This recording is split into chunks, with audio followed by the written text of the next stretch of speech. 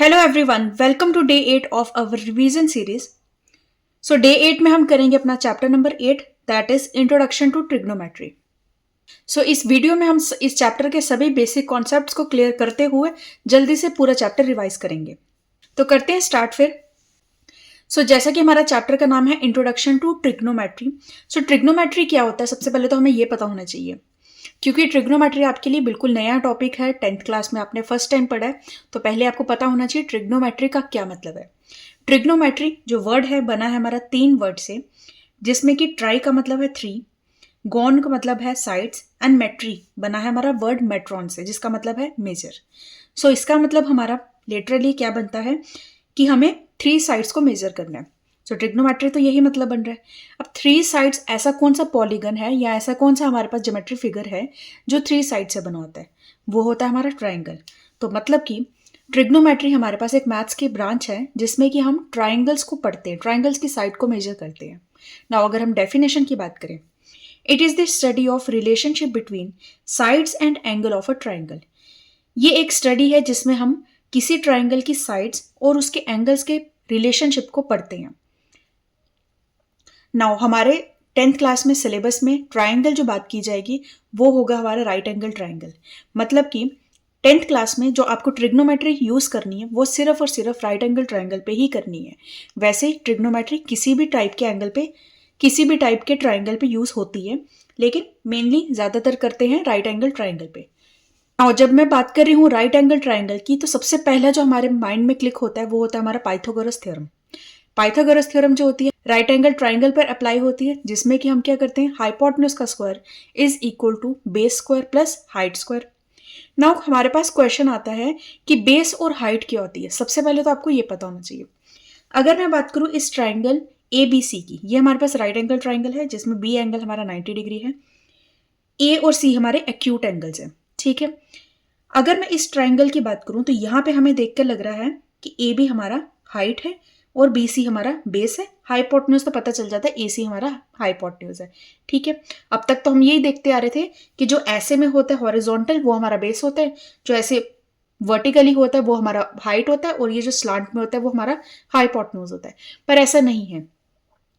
किसी भी ट्राइंगल का हाइपोटेन्यूज, राइट एंगल ट्राइंगल का हाइपोटेन्यूज फिक्स रहता है, लेकिन उसका जो हाइट और बेस है वो डिपेंड करता है कि आप कहां से देख रहे हो, किस एंगल को कंसीडर करके देख रहे हो। अब इसी ट्राइंगल को अगर मैं घुमा देती हूँ तो सी मेरा यहां पर ऊपर आ गया, ए मेरा अब नीचे आ गया। अब इस डायग्राम को देखो तो क्या लग रहा है कि ये जो हमारा वर्टिकल लाइन है बी सी, ये हमारी हाइट है और ए भी हमारा बेस है। लेकिन इसमें क्या था, इसमें हमारे पास बेस क्या था, बी सी था। यहाँ पे क्या है, ए बी है। यहाँ पे हमारे पास हाइट क्या थी, ए बी थी, और इस ट्राइंगल में क्या है, बी सी है। इसका मतलब हमारा हाइट और बेस है वो दोनों चेंज हो गए।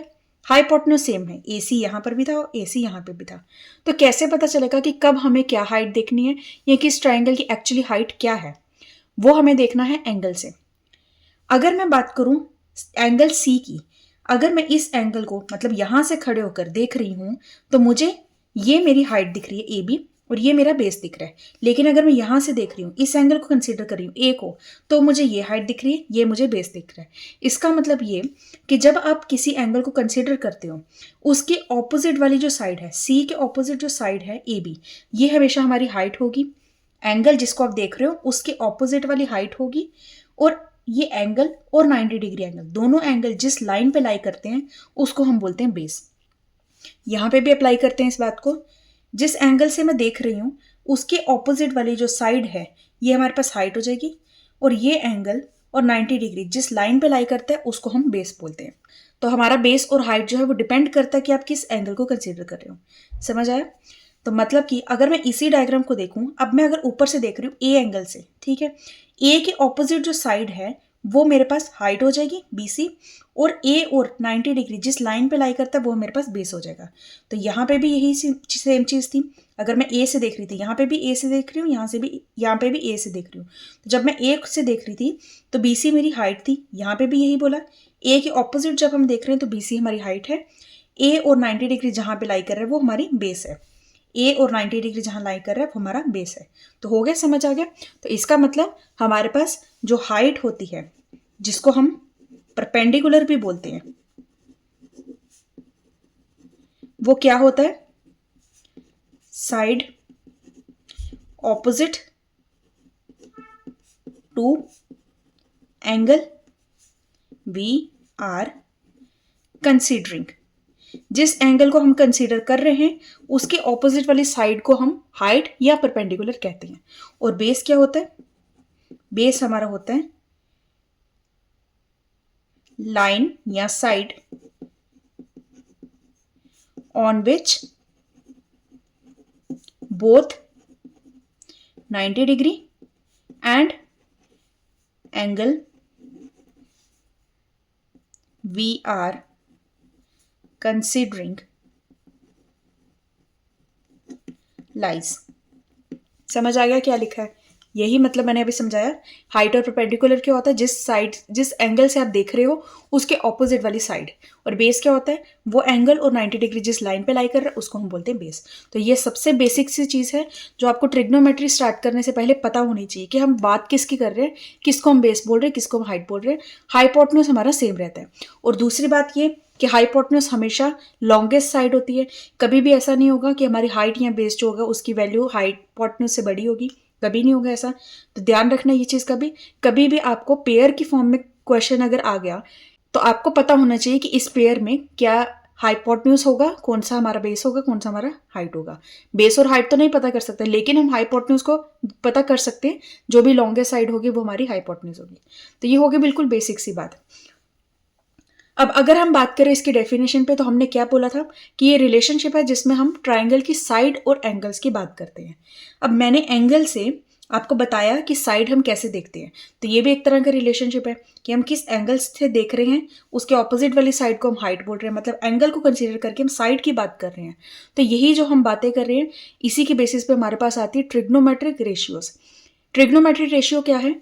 3 साइड में से एट अ टाइम हम कोई 2 साइड्स लेते हैं, उसको जब हम रेशियो में लिखते हैं तो हमें कुछ फॉर्मूलेज मिलते हैं। वही फॉर्मूले हमारे ट्रिग्नोमेट्री का बेस बनाते हैं।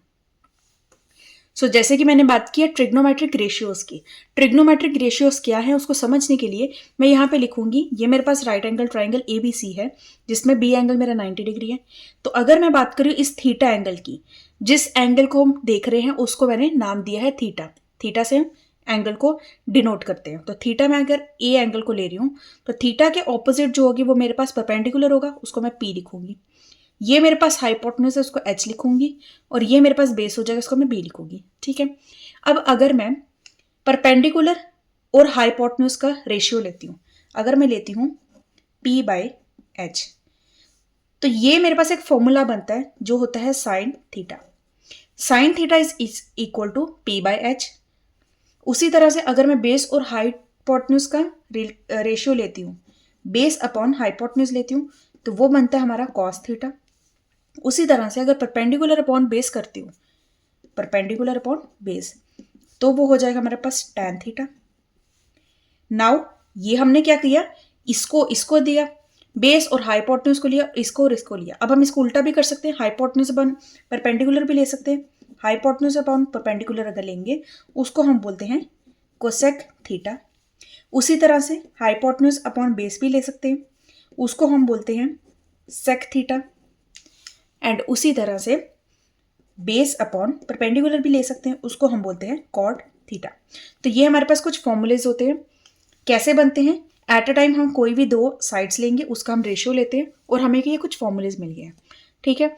ये फॉर्मूलेज आपको याद करने हैं कि साइन थीटा जब लिखा होगा तो हम किसकी बात कर रहे हैं? परपेंडिकुलर अपॉन हाइपोटेन्यूज की बात कर रहे हैं। अगर कोसेक थीटा लिखा होगा तो हम किसकी बात करें? हाइपोटेन्यूज अपॉन परपेंडिकुलर की बात करते हैं। तो ये हमें देखने में तो बहुत कंफ्यूजिंग लग रहा है, कब हमारा परपेंडिकुलर न्यूमिनेटर में आएगा, कब हमारा बेस न्यूमिनेटर में आएगा, कुछ समझ नहीं आ रहा, कंफ्यूजन हो रही है। तो डोंट वरी, मैं आपको बताऊंगी कि इसको हम याद कैसे करते हैं।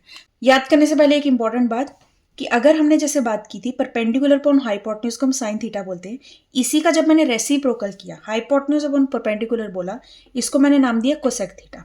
तो क्या मैं इसको सेक थीटा को 1/sin थीटा बोल सकती हूँ? क्योंकि ये इसी साइन थीटा का रेसिप्रोकल है। सिमिलरली बेस अपॉन हाइपोटेन्यूज मेरा कॉस थीटा था, मैंने इसका रेसिप्रोकल किया हाइपोटेन्यूज अपॉन बेस, जिसको मैंने नाम दिया सेक थीटा। तो क्या मैं इस सेक थीटा को 1/cos थीटा लिख सकती हूँ? और उसी तरह से परपेंडिकुलर अपॉन बेस क्या था? टैन थीटा था। उसका जब रेसिप्रोकल किया मतलब बेस अपॉन परपेंडिकुलर किया, तो उसका नाम दिया मैंने कॉट थीटा। तो क्या कॉट थीटा को मैं 1/tan थीटा लिख सकती हूँ? यस। तो इसका मतलब आपको सबसे पहले तो ध्यान रखना है कि साइन थीटा और कोसेक थीटा अब एक दूसरे के रेसिप्रोकल होते हैं। उसी तरह से कॉस थीटा और सेक थीटा एक दूसरे के रेसिप्रोकल होते हैं। टैन थीटा और कॉट थीटा एक दूसरे के रेसिप्रोकल होते हैं। तो मतलब ये कि अगर हम ये तीनों वैल्यूज को भी याद कर लें तो सिंपली हम उसका रेसिप्रोकल करके इन तीनों को भी याद कर सकते हैं। तो हमें तो सिर्फ इन्हीं को याद करना है, इनको याद करने की जरूरत भी नहीं है। सो अब हम देखेंगे कि हम इन तीनों को याद कैसे करेंगे। याद करने की एक ट्रिक है। सबसे पहले आपको लिखना है साइन कॉस टैन, ये ऑर्डर याद रखना, साइन कॉस टैन, ठीक है। अब हम P B P H H B, ये हम ऐसे लिखेंगे। अब ये कैसे लिखेंगे, इसके लिए बहुत तरह के ट्रिक्स हमारे पास बनी हुई हैं। कोई पाकिस्तान भूखा प्यासा करके भी है, कुछ इंग्लिश में भी है। तो हम जब याद करते तो हम कैसे करते थे, पंडित बद्री प्रसाद हर हर बोले। पी से पंडित हो गया, बी से बद्री, फिर पी से प्रसाद, फिर एच एच हो गया हर हर, और बी से बोले। तो ये आपको याद करना और इसी ऑर्डर में इसको लिखना है। तो हमारे पास साइन की रेशियो क्या हो जाएगी, पी बाई एच, कॉस की रेशियो क्या हो जाएगी, बी बाई एच, टैन की रेशियो क्या हो जाएगी, पी बाई बी। तो इस तरह से आपको इसको लर्न करना है, क्योंकि फॉर्मूला बहुत इंपॉर्टेंट है, आपको इसी ऑर्डर में लिखना है। पी बाई एच अगर लिखा जाएगा, इसका मतलब हम बात करें साइन थीटा की। पी बाय बी लिखा होगा, इसका मतलब हम टैन थीटा की बात करें। अगर बी बाय एच लिखा होगा तो कॉस थीटा की बात कर रहे हैं। और ये तीनों अगर आपको याद हो जाएंगे तो उसके रेसिप्रोकल आपको याद खुद ही हो जाएंगे। बस इनके नाम याद कर लेना, कोसेक, सेक और कॉट। तो ये होती है हमारे पास ट्रिग्नोमेट्रिक रेशियोज। सो क्वेश्चन किस तरह से आते हैं, बिल्कुल बेसिक की अगर हम बात करें, हमें थीटा की वैल्यू दी जाएगी या हमें साइड्स की वैल्यू दी जाएगी। हमें बताना होगा कि हमारे पास थीटा की वैल्यू क्या है, या हमें एक थीटा की वैल्यू दी जाएगी, एक साइड दी होगी, दूसरी साइड हमें निकालनी होगी। तो हमें देखना है कि कौन सी हम रेशियो लें जिसमें कि हमें जो निकालनी है साइड वो हमारी मिल जाए हमें। सो इस तरह से हमारे बिल्कुल बेसिक से क्वेश्चन आते हैं। अब ट्रिग्नोमेट्रिक रेशियोज में हमारे पास कुछ स्पेसिफिक रेशियोज होती है, कुछ स्पेसिफिक वैल्यूज होती हैं जिसको आपको याद करना रहता है। नाउ अगर हम बात करें ट्रिग्नोमेट्रिक रेशियो टेबल की, ये एक हमारे पास टेबल है जिसमें कि साइन थीटा कॉस थीटा, मतलब जितने भी ये थीटास हैं, इन थीटास की स्पेसिफिक वैल्यूज पे हमारे पास स्पेसिफिक वैल्यूज गिवन है। तो क्या है, इसको मैं एक बार रीड करके बताती हूँ, फिर हम बताएंगे कि इसको याद कैसे करना है। पूरा टेबल हमें याद होना चाहिए, वैल्यूज याद होनी चाहिए, लेकिन उसके लिए भी हमारे पास एक ट्रिक है, उससे हम याद करेंगे। तो साइन थीटा में जब थीटा की वैल्यू 0 डिग्री, मतलब साइन 0 डिग्री, तो आंसर आएगा 0। साइन 30 डिग्री का आंसर आएगा 1/2। साइन 45 डिग्री होता है 1/√2। साइन 60 डिग्री होता है √3/2। साइन 90 डिग्री होता है 1। उसी तरह से कॉस 0 डिग्री होता है 1, कॉस 30 डिग्री होता है √3/2, कॉस 45 होता है 1/√2, कॉस 60 होता है 1/2 एंड कॉस 90 होता है 0। उसी तरह से टैन के लिए, tan 0 is equal to 0, tan 30 is equal to 1/√3, tan 45 is equal to 1, tan 60 is equal to √3 and tan 90 is equal to infinity, not defined. ठीक है, हमने क्या बोला था कि जब आप ये तीनों याद कर लोगे तो बाकी तीनों इसके रेसिप्रोकल है। तो अगर हम साइन की बात करें, साइन का रेसिप्रोकल था कोसेक। तो साइन 0 की वैल्यू 0 थी, 0 को 1/0 करेंगे अगर, मतलब 0 जब भी कभी डिनोमिनेटर में आता है तो आंसर आपका हमेशा इन्फिनिटी आता है, नॉट डिफाइंड आता है। तो इसीलिए 0 को जब रेसिप्रोकल किया तो इन्फिनिटी आ गया। साइन 30 डिग्री था 1/2, तो कोसेक उसका रेसिप्रोकल होगा तो 2 आ गया। साइन 45 था 1/√2, उसका रेसिप्रोकल किया तो √2 आ गया। साइन 60 डिग्री था 1√3/2, उसका रेसिप्रोकल किया तो 2/√3, और फिर 1 का रेसिप्रोकल 1। उसी तरह से कॉस और सेक की बात करें तो 1 का रेसिप्रोकल 1, √3/2 का रेसिप्रोकल 2/√3, 1/√2 का √2, 1/2 का 2 और 0 का इन्फिनिटी। टैन और कॉट की बात करें तो 0 का इन्फिनिटी होगा, 1/√3 का √3, 1 का 1, √3 का 1/√3 और 0 और इन्फिनिटी का 0। तो इस तरह से हमारा टेबल होता है। हमें ये सारी वैल्यूज याद होनी चाहिए, क्योंकि क्वेश्चन हमारे पास कैसे आता है कि साइन 60 इज इक्वल टू, हमें एक साइड दी जाएगी, दूसरी साइड हमें फाइंड करनी है। या टैन 30 इज इक्वल टू, हमें एक साइड दी जाएगी, दूसरी साइड हमें फाइंड करनी है। तो आपको पहले पता होना चाहिए कि टैन 30 की वैल्यू क्या है, वो पुट करोगे तभी तो आप साइड की वैल्यू निकालोगे। तो अब आप टेबल को लर्न कैसे करें।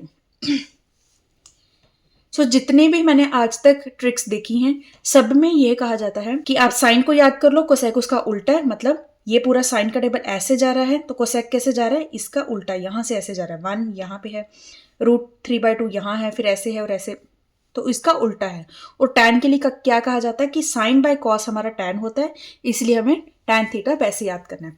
हाँ, तो मैं आपको यहाँ पे एक और बात बता दूं कि sine theta by cos theta हमारा होता है टैन थीटा, ठीक है।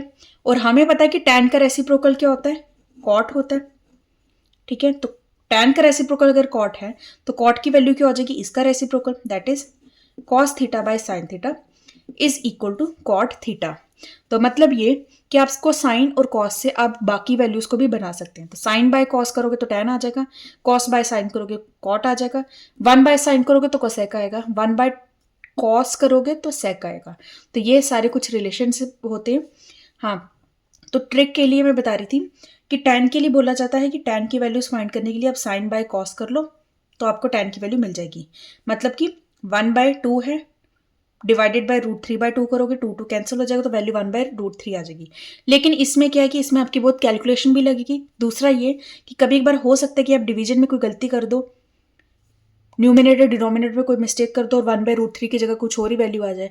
तो इसीलिए मेरे पास जो ट्रिक है उसमें आपको टैन थीटा की वैल्यू भी कैलकुलेट करने की जरूरत नहीं है, सिंपली आप सारी वैल्यूज को फाइंड कर पाओगे। तो एक बार देखते हैं ट्रिक क्या है। तो सबसे पहले तो मैं यहाँ पे लिखूंगी पहले 0 degree, 30 degree, 45 degree, 60 degree and 90 degree. हम बात करेंगे साइन, कॉस और टैन की, क्योंकि बाकी तीनों जो इसके रेसिप्रोकल ही है। अब हमें कैसे वैल्यूज को फाइंड करना है, हमें पहले लिखना है 0, 1, 2, 3, 4, ठीक है। सब में करना है डिवाइड और सबके डिनोमिनेटर में लिख देना है 4,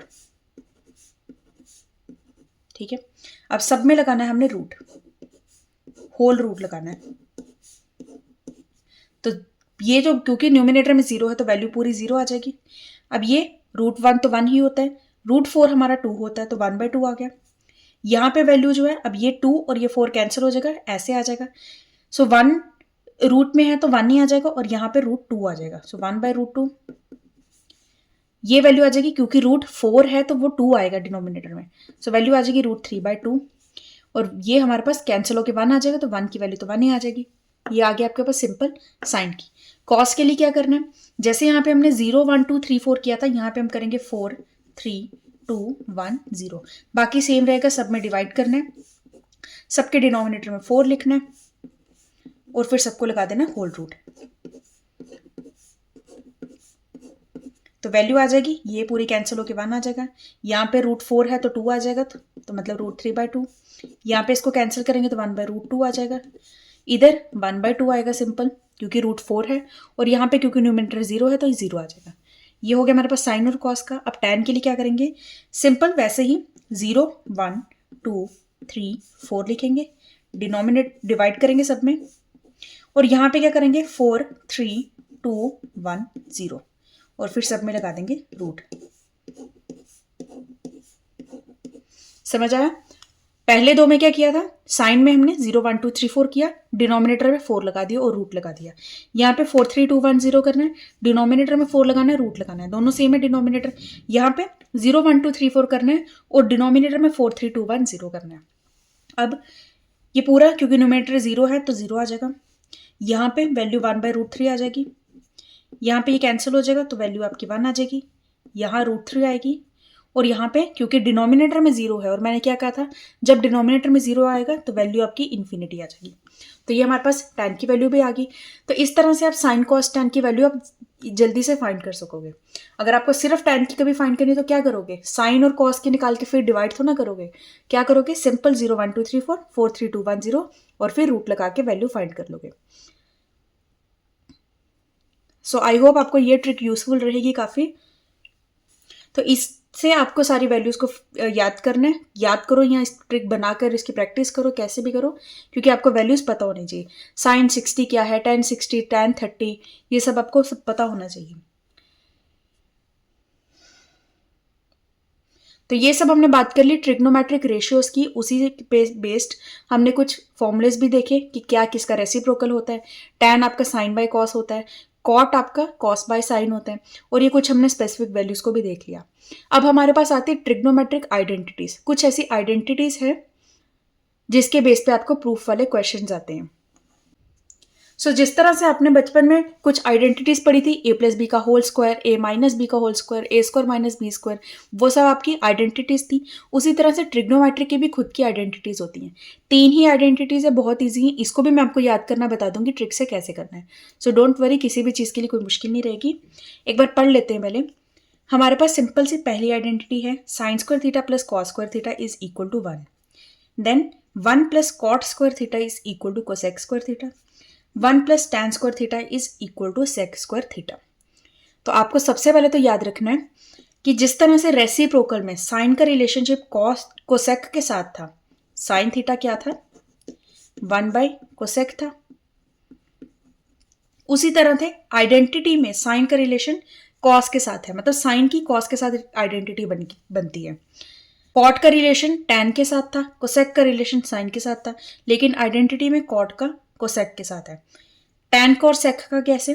टैन का रिलेशन तो वैसे कॉट का था के इक्वल था, मतलब टैन जो था, tan theta 1 by cot theta के इक्वल था, लेकिन आइडेंटिटी में कॉट का टैन का सेक के साथ होता है। अब इसको याद कैसे करना है?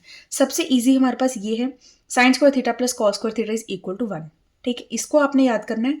बाकी यहाँ पे प्रॉब्लम क्या आती है, पता नहीं चलता 1 के साथ प्लस में कोसेक है या कॉट है, क्योंकि अगर कोसेक लिखोगे तो ये नेगेटिव हो जाएगा, उल्टा हो जाएगा। और यहाँ पे भी सेम ये चीज़ कि 1 के साथ सेक है या टैन है, ये याद नहीं रहता, कोई बात नहीं, हम इसी को यूज़ करके बाकी दोनों भी निकालेंगे। सो हमारे पास आइडेंटिटी है sine square theta plus cos square theta is equal to 1। ठीक, अगर मैं इनके साथ डिनोमिनेटर में इनको पूरे को डिवाइड कर दूं, एक बार साइन स्क्वायर थीटा से, एक बार कॉस स्क्वायर थीटा से, तो हमें ये दोनों वैल्यूज मिल जाएंगी। अगर हम करें dividing both sides by sine square theta, तो वैल्यू क्या आ जाएगी sine square theta divided by sine square theta plus cos square theta divided by sine square theta is equal to 1 by sine square theta. So ये cancel हो जाएगा, 1 आ जाएगा, plus cos by sine मैंने क्या बताया था, कॉट के इक्वल होता है, क्योंकि यहाँ पे स्क्वायर है तो वैल्यू आ जाएगी cot square theta is equal to 1 by sine. क्या बताया था, 1 बाय साइन मतलब साइन और कोसेक का रिलेशन है। सो ये आ जाएगा आपके पास कोसेक, लेकिन क्योंकि स्क्वायर है तो स्क्वायर आएगा। तो ये आपके पास सेकेंड आइडेंटिटी आ गई सिंपल। अब एक बार हम इसी आइडेंटिटी को डिवाइड करेंगे, इसी फर्स्ट को डिवाइड करेंगे कॉस स्क्वायर थीटा के साथ, dividing first by cos square theta. So जब मैं sine square theta by cos square theta करूंगी, लिख लेते हैं एक बार, sine square theta by cos square theta plus cos square theta by cos square theta is equal to 1 by cos square theta.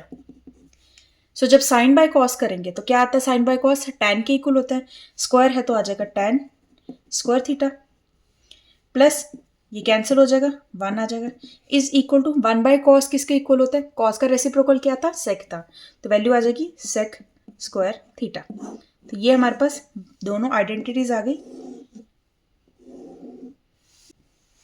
तो कभी भी आपको कहीं कंफ्यूजन आ रही है कि क्या मैंने आइडेंटिटी सही लिखी है या नहीं लिखी, तो आप जल्दी से इसको चेक भी कर सकते हो, या आप इसको ऐसे भी याद कर सकते हो कि साइन और कॉस का रेसिप्रोकल जो है वो इक्वल टू में है।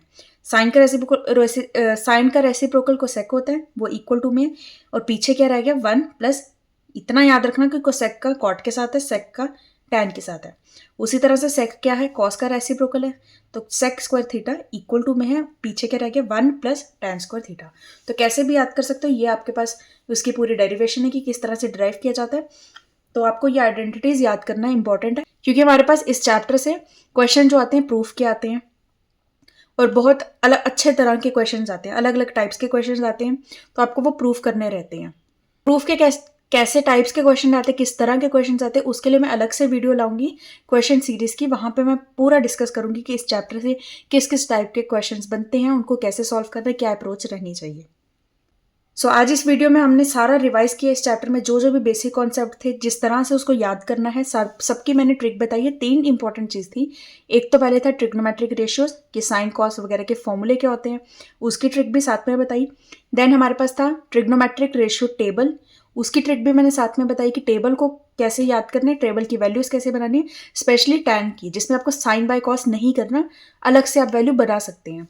और फिर उसके बाद आइडेंटिटीज की बात थी। आइडेंटिटीज की भी मैंने बता दी कि आपको कैसे वैल्यू निकालनी है। सो यही 3 इंपॉर्टेंट टॉपिक्स हैं और यही 3 इंपॉर्टेंट टॉपिक्स आपकी ट्रिग्नोमेट्री का बेस हैं। सो आई होप आपको ये पूरा सेशन अच्छा लगा होगा, पूरा एक एक चीज़ अच्छे से समझ आई है, आपका पूरा बेस भी स्ट्रांग हुआ है, कॉन्सेप्ट बिल्डिंग भी हुई है और आपको कुछ भी याद करने की कोई मुश्किल भी नहीं, क्योंकि ट्रिक साथ साथ बताई है। सो अगर सेशन यूजफुल लगा है तो अपने फ्रेंड्स के साथ भी शेयर करना and do hit the like button and also subscribe my channel for upcoming videos. Next video में हम करेंगे अपना नेक्स्ट चैप्टर, जो कि होगा हमारा सम एप्लीकेशन ऑफ ट्रिग्नोमेट्री। उसमें यही सब ट्रिग्नोमेट्री के कॉन्सेप्ट ही यूज होंगे। सो इस चैप्टर को अच्छे से प्रिपेयर करके रखना ताकि नेक्स्ट लेक्चर में आपको कहीं भी कोई मुश्किल ना आए। सो मिलते हैं नेक्स्ट लेक्चर में। Till then take care, bye bye, thank you so much.